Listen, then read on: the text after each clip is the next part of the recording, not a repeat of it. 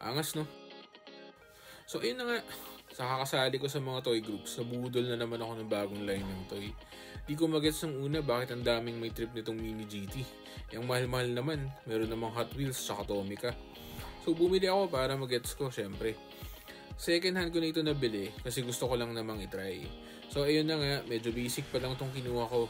Di pa ganun kakulay, tsaka di pa ganun kadami yung decals. At gets na gets ko na agad kung bakit may mga gusto nito.